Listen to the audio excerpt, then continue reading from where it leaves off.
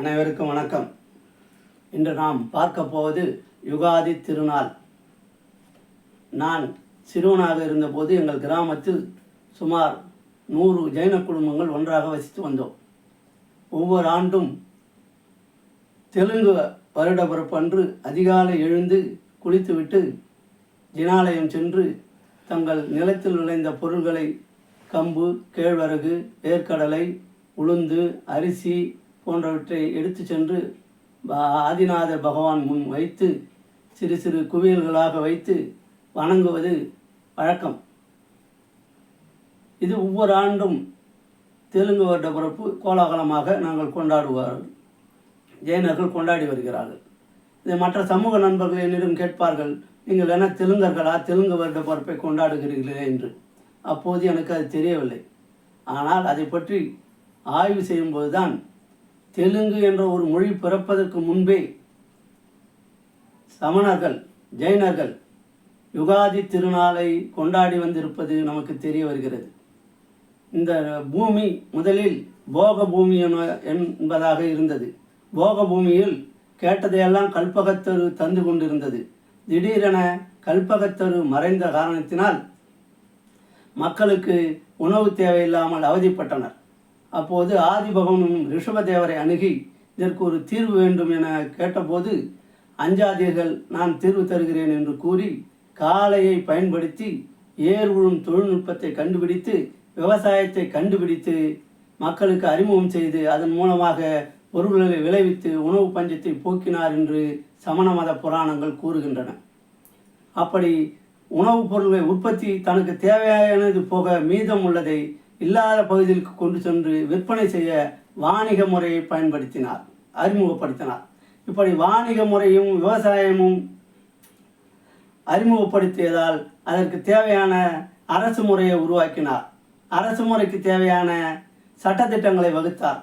அதன் போக மீதம் இருந்த நேரங்களில் கலைகளை வளர்ப்பதற்கு சிற்பக்கலை போன்ற கலைகளை கற்றுவித்தார் என்று சமண மத புராணங்கள் கூறுகிறது.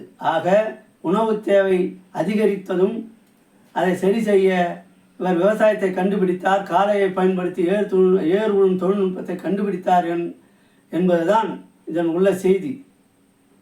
அந்த விவசாயம்தான் முதன்மையாக அந்த விவசாய விளைபொருட்கள் அதிகமாக கிடைத்ததால் வாணிக முறையை உருவாக்கினார். இதற்கு வாணிக முறையை பயன்படுத்தும் போது வேறு ஒரு சமூக விரோதிகளால் இது கொள்ளையடிக்கப்படக்கூடாது என்பதற்காக அரசு முறையை உருவாக்கினார். அப்படி அரசு முறையை உருவாக்கும் போது அதற்கு சட்டத்திட்டங்களை உருவாக்கினார். இதனால் நேரம் மிச்சமானதால் கலைகளை வளர்க்க சிற்பக்கலை போன்றவைகளை வளர்த்தெடுத்தார். இதை ஜெயினர்கள் இந்த விவசாயம் பொருட்கள் ஆதிபகவனால் கிடைத்தது, ரிஷபதேவரால் கிடைத்தது என்று நன்றி கூறும் முகத்தான் அந்த விளைபொருளை கொண்டு சென்று அவர் அருகில் வைத்து, அந்த ஜனபிம்பத்தின் அருகில் வைத்து நன்றியின் பொருட்டு வணங்குகிறார்கள். பகவானே, இது உன்னால் கிடைத்தது, நீ தந்த அறிவினால் கிடைத்தது என்பதாக அதன் பொருள். இப்படி யுகாதி திருநாள், யுகம் ஆதி, அதாவது கர்மபூமி போகபூமி ஒழிந்து கர்மபூமி தோன்றிய நாள். மக்கள் உழைத்து வாழ கற்றுத்தந்த ஆதி பகவான் இந்த உலகத்தை மீண்டும் உழைப்பினால் உருவாக்குவதால் அது கர்மபூமி என்றானது. எனவே யுகம் ஆதி, இந்த யுகத்தின் தொடக்கம் என்பதாக அதன் பொருள். எனவே தான் ஜெயினர்கள் இதை சிறப்பாக கொண்டாடுகிறார்கள். இந்த யுகாதி திருநாளை தான் பிறகு தெலுங்கும் கன்னட மொழியும் வந்தபோது இதன் சிறப்பை அறிந்து அதை ஆண்டு பிறப்பாக கொண்டாடி இருக்கலாம் என்பது என் கருத்து. இதை தமிழ் ஜெயின நூல் சூடாமணி நிகண்டு மிக அற்புதமாக ஒரு பாடல்களில் சொல்கிறது. வரைவோடு தொழிலே வித்தை வாணிகம் முழவே சிற்பம் உரை செய்யும் போக பூமி ஒழுதின் ஆதி காலம் விரை செறி பிண்டி வேந்தன் விதித்ததின் தேயம்ம கர்மபூமி என்னும் பேர் கண்டதுன்று நூலில். பல நூல்களில் சொல்லி இருக்கிறது. இப்படி கர்மபூமி வந்தது இதன் வரலாறை சொல்லுகிறது. எனவே யுகாதி பண்டிகை இன்றளவும் ஜெயினர்கள் மிக சிறப்பாக கொண்டாடுவதற்கு காரணம் அவர்கள் தமிழர்களாக இருந்தாலும் தெலுங்கு வருட பிறப்பு என்பதால் அல்ல, அது யுகாதி திருநாள். இந்த யுகத்தின் தொடக்கமாக அது ஒரு நாளாக கடைபிடிக்கிறார்கள்.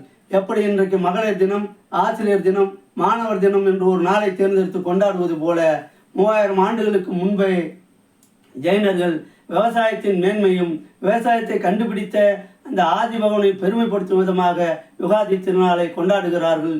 எனவே இதை பார்க்கும் அனைவருக்கும் யுகாதி திருநாள் வாழ்த்துக்களை கூறி விடைபெறுகிறேன். நன்றி, வணக்கம்.